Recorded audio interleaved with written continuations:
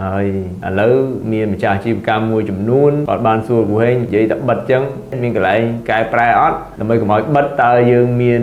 យុទ្ធសាស្ត្រអីឬក៏នីតិវិធីអីដើម្បីកែប្រែកុំឲ្យយើងជំរះបញ្ជីបានទេ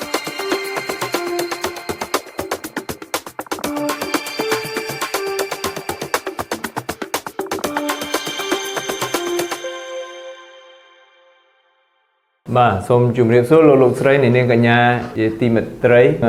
តាពីសូមុន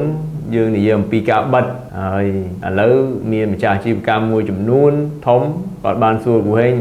និយាយតែបិទចឹងអត់មានកន្លែងកែខៃទេមានកន្លែងកែប្រែអត់ដើម្បីកុំឲ្យបិទតើយើងមានយុទ្ធសាស្ត្រអីឬក៏នីតិវិធីអីដើម្បីកែប្រែកុំឲ្យយើងជំរះបញ្ជីបានទេ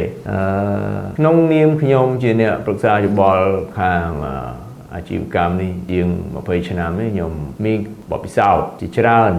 ដែលមុននឹងយើងបិទក្រុមហ៊ុនហ្នឹងបានន័យថាអស់លទ្ធភាពក្នុងការកែកុនហើយប៉ុន្តែយើងនឹងព្យាយាមថាតើយើងមានកង្វះខាតកន្លែងណាដែលអាជីវកម្មយើងមិនអាចទៅមុខអាហ្នឹងជាចំណុចមួយដែលធំហើយដែលយើងត្រូវស្វែងរកនៅចំណុចខ្វះខាតរបស់យើងខ្ញុំឧទាហរណ៍ថាយើងខ្វះទុនបើខ្វះទុនយើងអាចរកទុនបានតាហ្នឹងហើយនីតិវិធីយើងអាចរកទុនបានន័យថាយើងអាចខ្ចីយើងឲ្យគេចូលហ៊ុនអាហ្នឹងរកទុនបើយើងខ្វះអ្នកបច្ចេកទេសយើងអាចឲ្យគេចូលជាមួយយើងបានតារកអ្នកបច្ចេកទេសចូលជាមួយយើងទៅហ្នឹងហើយឬមួយក៏យើងអាចមើលក្រុមហ៊ុនយើងចូលគ្នាទៅហ្នឹងហើយឬក៏មួយទៀតគេអាចលក់ក្រុមហ៊ុននឹងឲ្យគេដែរហ្នឹងហើយនឹងគឺជា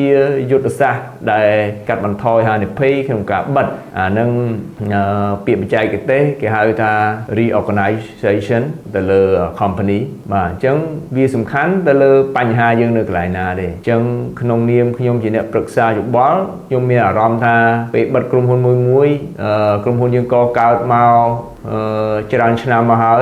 យពេលបិទទៅវិញយើងស្ដាយអញ្ចឹងយើងគួរណាស់តែប្រឹក្សាជាមួយអ្នកដែលមានពិសោធន៍ហ្នឹងគេឲ្យយោបល់យើងថាតើគួរដើរតាមផ្លូវណាដើម្បីស្រោចស្រង់នៅអាជីវកម្មយើងនឹងបានដូចខ្ញុំឲ្យឧទាហរណ៍ខ្លីៗខាងដើមអញ្ចឹងក្នុងករណីដែលបងប្អូន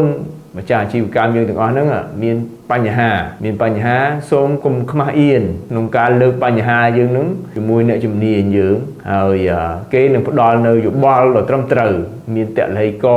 មានយុទ្ធសាស្ត្រមានអីត្រឹមត្រូវទៅអាហ្នឹងឯងកាត់បន្ថយហានិភ័យដែលធ្វើឲ្យយើងបិទក្រុមហ៊ុនហើយមិនស្រួលយើងអាច reorganize company យើងនឹងទៅបានល្អអញ្ចឹងគេសិតតែមានយុទ្ធសាស្ត្រ restructure ហើយ reorganization ហ្នឹងអញ្ចឹងជាចុងក្រោយខ្ញុំលើកទឹកចិត្តឲ្យបងប្អូនម្ចាស់អាជីវកម្មទាំងអស់បាទអាចចូលរួមឬក៏តាក់ទងមកអ្នកជំនាញរបស់យើងខ្ញុំនឹងក្នុងការផ្ដល់ប្រឹក្សាជូនណាទៅលើក្រុមហ៊ុនយើងដែលចង់ restructure ឬក៏ reorganization ហ្នឹងយើងមានអ្នកជំនាញគ្រប់គ្រាន់ក្នុងការផ្ដល់ជាប្រឹក្សាជូនបាទសូមអរគុណបាទ Yo, just do what you want.